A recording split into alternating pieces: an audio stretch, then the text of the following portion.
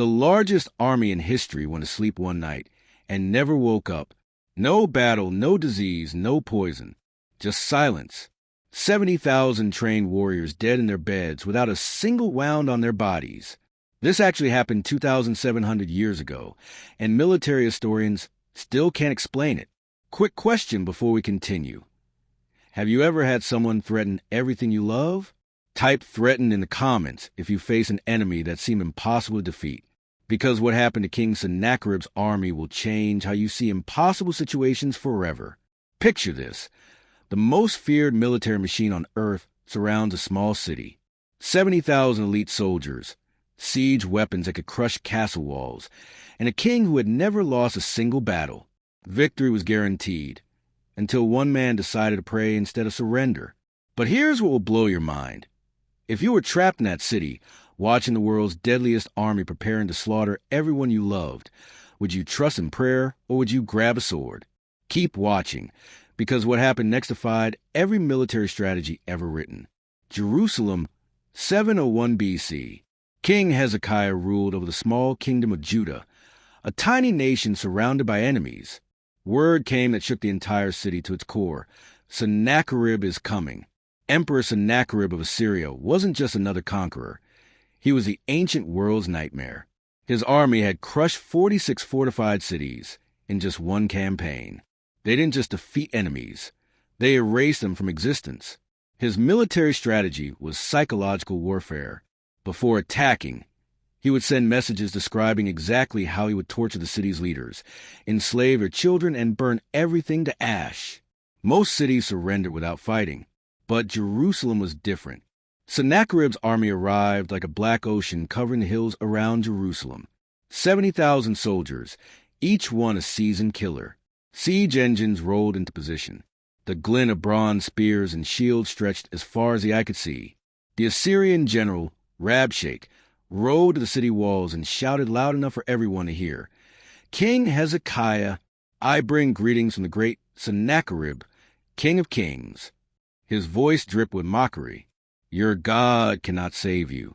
We have destroyed every nation that trusted in their gods. Egypt fell. Babylon fell. Damascus fell.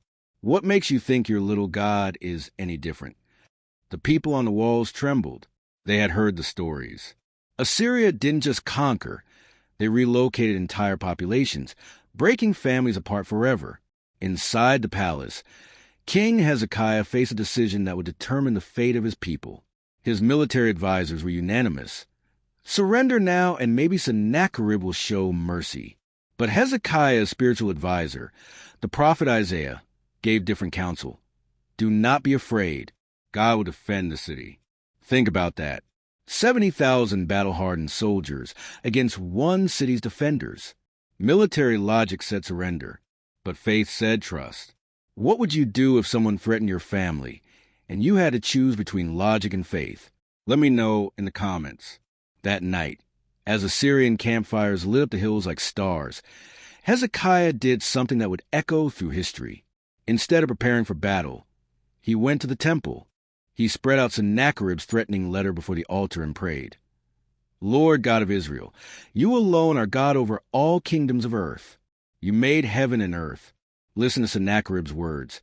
"He has mocked you and threatened your people. Now, Lord, save us from his hand, so that all kingdoms on earth may know that you alone are God."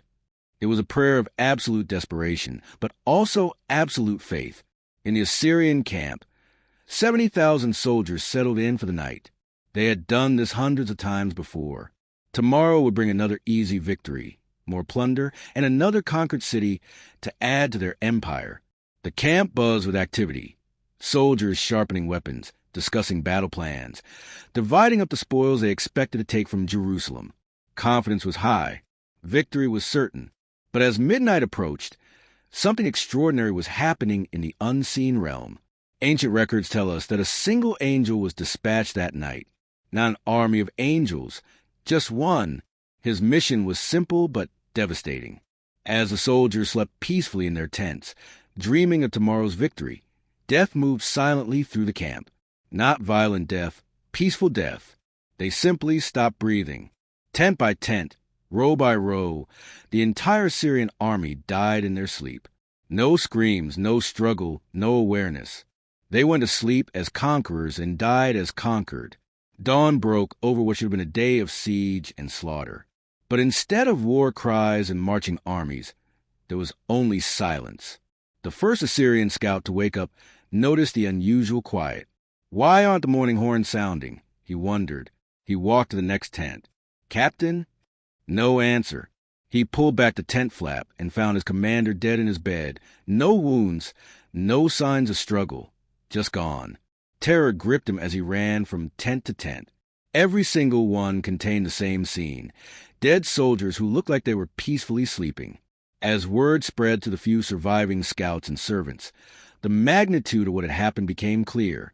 Not hundreds dead, not thousands dead, but 70,000 elite warriors, all died simultaneously in their sleep. Medical officials were called in. They examined body after body, searching for signs of disease, poison, or violence. Nothing. The men had simply died at the exact same moment, as if life had been gently taken from them all at once. King Sennacherib himself was among the survivors, but when he saw his entire army lying dead in their beds, something broke inside him. The emperor who had conquered the known world fled Jerusalem like a terrified child. He left behind all his siege equipment, his treasures, his weapons, everything. He rode back to Assyria in shame, his reputation shattered. But the story doesn't end there. Years later, while Sennacherib was worshiping in his own temple back in Nineveh, 2 of his own sons assassinated him. The man who had mocked God died violently in the very place he thought he was safest.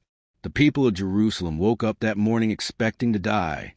Instead, they found 70,000 enemy soldiers dead and their city mysteriously protected.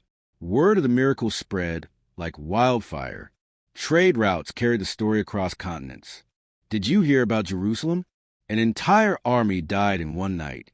But here's what made it even more incredible. Every single person in Jerusalem had witnessed the aftermath. This wasn't a story told by 1 or 2 people.